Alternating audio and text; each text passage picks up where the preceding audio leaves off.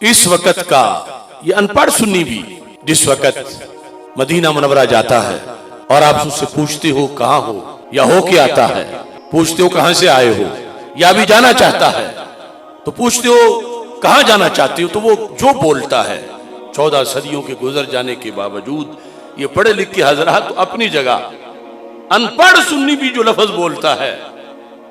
یہ وہ ہے جو کل صحابہ علیہم رضوان بولتے تھے، اور دوسرے فرقے کے شیخ الحدیث بھی بولے تو وہ بولتے ہیں کہ جو صحابہ کی فکر سے بالکل ٹکرانا والا بول۔ پوچھو گے کہاں جانا چاہتے ہو، تم میں سے کوئی کہہ دے میں تو اپنے نبی پاک صلی اللہ علیہ وسلم کے پاس جانا چاہتا ہوں، جو وہاں بیٹھا ہے فون پہ پوچھتے ہو کہاں، وہ کہتا اپنے رسول اللہ علیہ وسلم کے قدموں میں بیٹھا ہوں، آتا ہے تو کہتا میں تو اپنے رسول پاک صلی اللہ علیہ وسلم کے پاس سے ہو کے آ رہا ہوں۔ بتاؤ ایسا ہے یا نہیں؟ دوسرے بھی مانتے ہیں، سنی مزاج یہ رکھتے ہیں، اور دوسرے وہ خواہ کتنے ہی پڑھے ہوئے ہوں، بظاہر شیخ الحدیث ہوں، شیخ القرآن ہوں، جو بلا ہوں، جتنے بھی ہوں، وہ وہاں کھڑے بھی ہوں تو وہ کہتے ہیں یہاں کچھ نہیں، معاذ اللہ کوئی لفظ پتھر بول رہا ہے، کوئی جماعت اور کوئی کسی طرح کے لفظ، وہاں بھی شرم نہیں آتی، یہاں بھی شرم نہیں آتی۔ اب یہ دو طریقے ہیں اس حاضری کو بیان کرنے کے لیے، تو صحابہ یہاں کیا لفظ بولتے تھے اس سے پتہ چل جائے گا کہ اپنے منہ میاں مٹھو بننا یہ تو ہر کوئی بن سکتا ہے، لیکن جب ادھر سے تائید ہوگی تو پھر یہ ہوگا کہ جو واقع میں سچا ہے اسی کا طریقہ صحابہ کرام رضی اللہ تعالیٰ عنہ کے طریقے سے مل رہا ہے۔ مسند امام احمد اور دیگر بہت سے ماخذ میں یہ حدیث شریف موجود ہے، جلد نمبر 7 حدیث نمبر 23983 ہے۔ اقبل مروان یومن فوجد رجلا وادعا وجهه علی القبر۔ اب تو 4 دیواریں ہیں قبر رسول اللہ علیہ السلام کے ارد گرد، جب کوئی یہ 4 نہیں تھی، صرف ایک کمرہ تھا اور دروازہ کھلا تھا،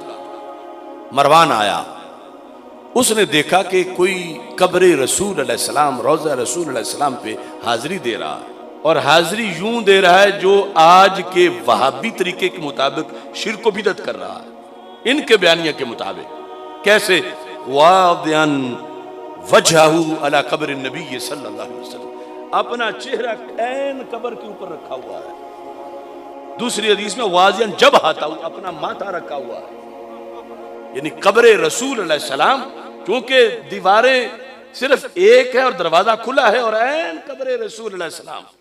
ایک تو نہ کچھ جالیوں کو ہاتھ لگائے اور پھر جیل میں جائے، وہ عین قبر رسول علیہ السلام پر اپنا چہرہ رکھ کے، اب ظاہر ہے کہ نیچے یوں جھوک کے چہرہ رکھا ہوا ہو تو کیا صورتحال بنی ہوئی ہوگی۔ مروان نے دیکھا تو کہنے لگا اتدری ما تصنع، یہ تمہیں پتہ ہے تم کیا کر رہے ہو؟ یعنی یہ انداز تھا کہ بہت بڑا جرم کر رہے ہو۔ اتدری ما تصنع، جانتے ہو کیا کر رہے ہو؟ یہ اس نے دروازہ کھلا تھا بیر سے، پتہ نہیں تھا ہے کون اندر جو حاضری دے رہا ہے، کہا کوئی جاہل ہے، انپڑھ ہے اور یہ تو شرک کر رہا ہے۔ اتدری ما تصنع، جانتے ہو تم کیا کر رہے ہو؟ اور آگے جو شخصیت تھی ان کا نعم، میں جانتا ہوں میں کیا کر رہا ہوں۔ یہ جو مستدرک میں اور دوسری جگہ اس میں نہیں، یعنی صرف جواب ہی نہیں دیا، انہوں نے بڑا زور سے کہا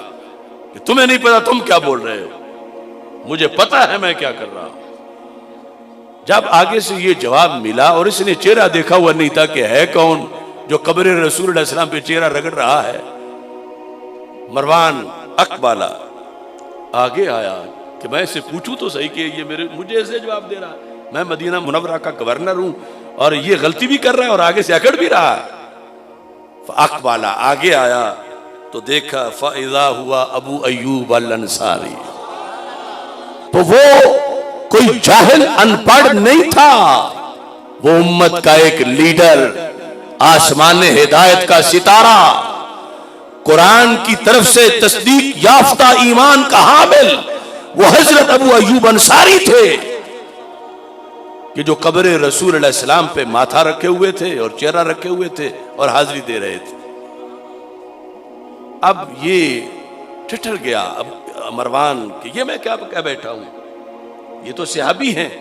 اور میں کہہ رہا تھا تدری ما تصنع، جانتے ہو کیا کر رہے ہو؟ اب یہ چپ ہوا تو حضرت ابو ایوب انصاری رضی اللہ تعالی عنہ نے خطبہ شروع کیا. آپ نے فرمایا نام جئت رسول اللہ صلی اللہ علیہ وسلم ولمات الحجر، فرمایا میں پتھر کے پاس نہیں آیا، میں تو اپنے رسول کے پاس آیا ہوں. لم آت الحجر یعنی جو تم کہہ رہے ہو تیرا بیانیہ ہے حجر والا کہ حجر پہ سر رکھیں گے شرک ہو جائے گا، کہ پتھر کے لیے جھکے کیوں ہو. لم آت الحجر، میں پتھر کے پاس نہیں آیا، جے تو رسول اللہ صلی اللہ علیہ وسلم، میں تو اللہ کے رسول علیہ السلام کے پاس آیا ہوں، میری مرضی ہے میں اپنے رسول علیہ السلام کو مل رہا ہوں. اب یہ شرق و غرب تک دعوت ہے ان لوگوں کو، یہ پتھر کرنے والے یہ پتھر سمجھیں کہ یہ راہ صحابہ سے ہٹے ہوئے ہیں.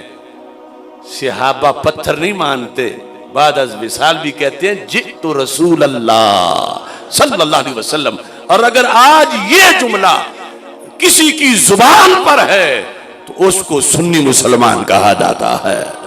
میں اللہ کے رسول علیہ السلام کے پاس آیا ہوں. ادھر حضرت ابو ایوب انصاری رضی اللہ تعالی عنہ دو سند کے ساتھ اتنے ماخذ میں موجود ہے، انہوں نے جو انداز اس وقت اپنایا یہ مسلک کی برکت ہے کہ یہ چارہ کاٹنے والا سنی اگرچہ مسند امام احمد نہ بھی پڑھا ہو لیکن مٹی پنجاب کی ہے اور نور مدینہ منورہ کا موجود ہے.